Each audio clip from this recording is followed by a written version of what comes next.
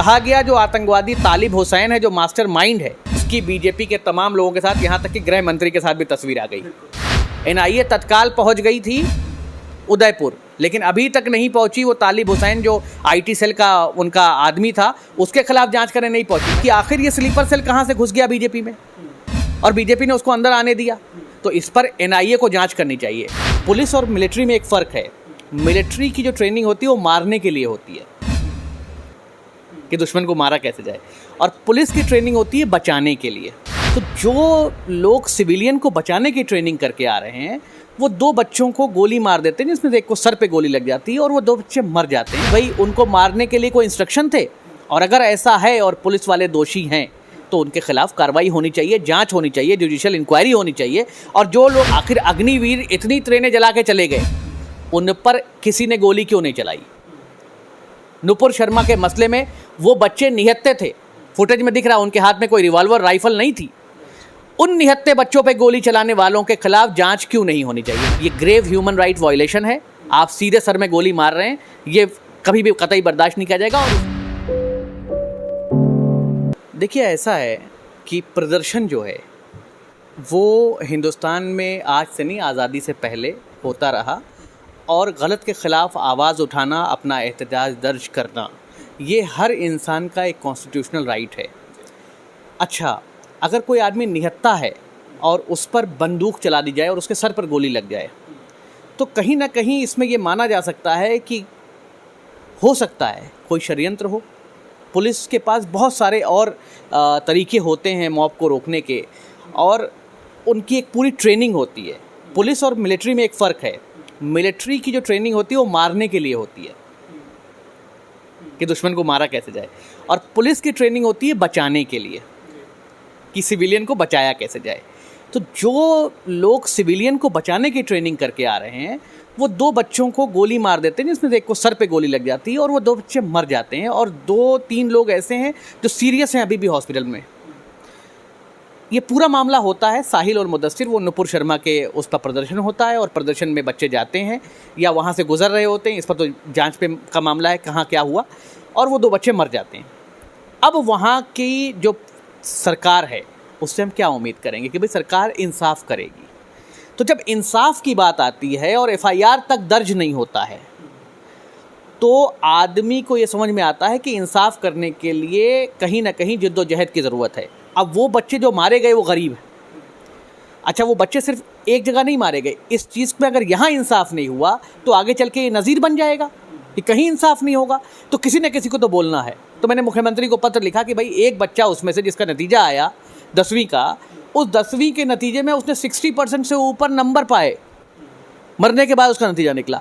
तो मैं ये कह रहा हूँ, ये साहिल और मुदस्सिर को जो गोली लगी और वो बेचारे हलाक हो गए, शहीद हो गए, उनके लिए आखिर पुलिस इंक्वायरी क्यों नहीं होनी चाहिए कि क्या कहीं कोई गलती थी, क्या कहीं पुलिस से भी चूक हुई, या फिर ऐसा था कि भाई उनको मारने के लिए कोई इंस्ट्रक्शन थे? और अगर ऐसा है और पुलिस वाले दोषी हैं तो उनके खिलाफ कार्रवाई होनी चाहिए, जांच होनी चाहिए, जुडिशियल इंक्वायरी होनी चाहिए। और जो लोग मारे गए उनके माँ बाप को मुआवजा मिलना चाहिए कि नहीं मिलना चाहिए? अगर एक टेलर का गला काट दिया उदयपुर में, उसको मुआवजा मिला उस टेलर के परिवार को कि नहीं मिला? राजस्थान सरकार ने नौकरी की बात की कि नहीं की? लेकिन यहाँ पर आज तक एफआईआर दर्ज होने की नौबत नहीं आई। अच्छा, ख़ास बात, सरकार वहाँ जेएमएम और कांग्रेस की है, तो कांग्रेस एक जगह मुआवजा दे रही है, पार्लियामेंट में बता रही है कि दोनों को, विधानसभा में बता रही है कि दोनों को नौकरियां दी जाएंगी, और पूरे 2 दिन के अंदर आपने उनको गिरफ्तार कर लिया और तमाम आप उनके लिए घोषणाओं पे घोषणाएं किए जा रहे हैं। और वहीं दूसरी तरफ सिक्के का पहलू देखिए कि उसी तरह की एक सरकार है झारखंड में, वहाँ 2 बच्चे मार दिए गए, अभी तक वो दर दर भटक रहे हैं, एफआईआर दर्ज नहीं हो रही है, उनको कोई मुआवजा नहीं मिला और आज तक उनके साथ कोई इंसाफ नहीं हुआ। और जब मुख्यमंत्री को पत्र लिखा जाता है, कहा जाता है कि भाई कंपनसेशन दीजिए, इस मसले पर इंक्वायरी कराइए, आखिर अग्निवीर इतनी ट्रेनें जला के चले गए, उन पर किसी ने गोली क्यों नहीं चलाई?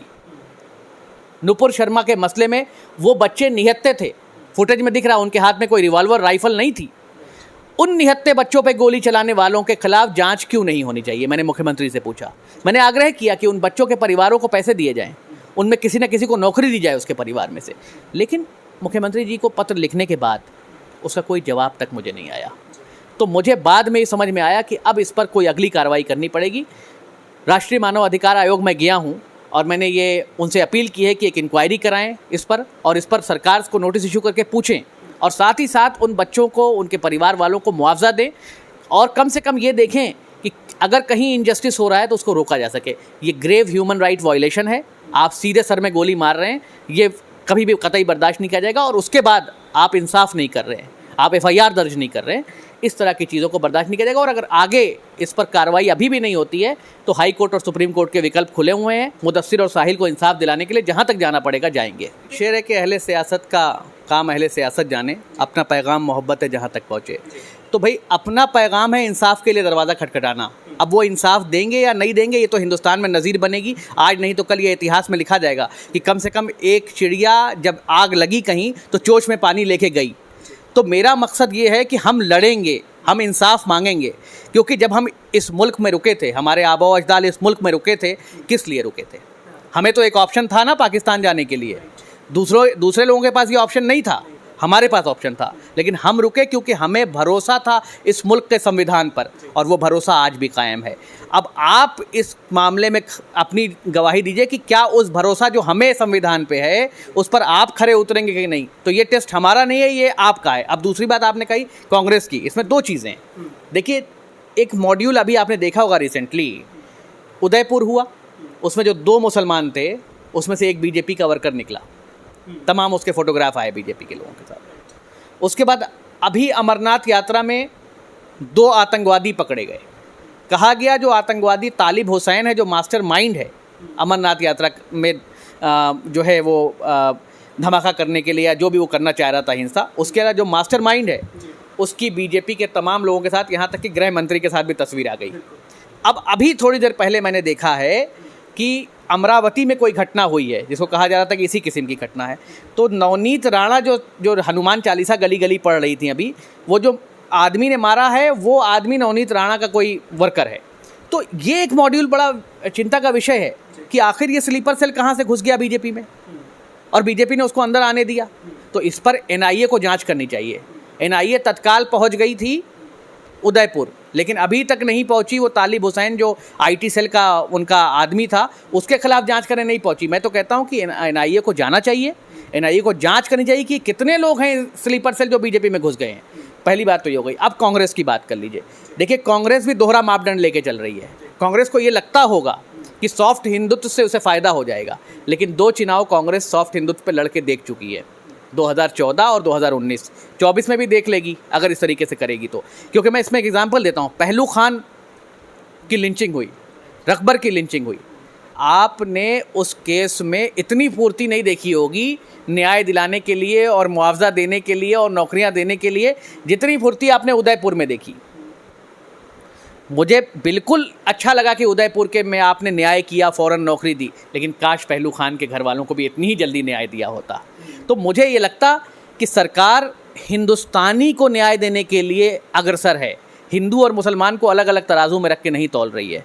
और अगर ये ऐसा कर रहे हैं तो इसकी ही वजह है कि ये जिस तरीके से चुनावों को हार रहे हैं। अगर ये आदमियों में फ़र्क करेंगे, अपने वोटरों में फ़र्क करेंगे, तो आगे आने वाला वक्त कांग्रेस के लिए बहुत ही मुश्किल हो सकता है। और ये बात राहुल गांधी जी को, प्रियंका गांधी जी को, सोनिया गांधी जी को समझनी चाहिए, क्योंकि हो सकता है उनके इर्द गिर्द बैठे लोग जो ड्राइंग रूम में उनको बताते हों चीज़ें, वो उनको ये ना बता रहे हों, वो बता रहे हों आगे सब हरा हरा है। लेकिन उनको ये बात समझनी चाहिए कि अगर बड़ी अल्पसंख्यक आबादी उनसे कट के किसी और पार्टी को वोट देने के लिए जाती है तो नुकसान कांग्रेस का होगा, बीजेपी का नहीं होगा।